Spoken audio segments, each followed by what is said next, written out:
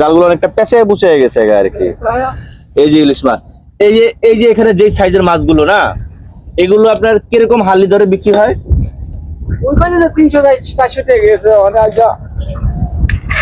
300-400 টাকা হালি। আচ্ছা আচ্ছা। এই হচ্ছিল মেঘনা নদীর মাছ। হ্যাঁ, এই অঞ্চলের মাছই কিন্তু বলা যায় পুরো বাংলাদেশের নাম করা এরকম একটা কিছু।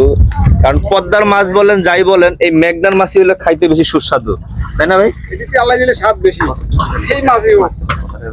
আচ্ছা আচ্ছা আচ্ছা আচ্ছা আচ্ছা।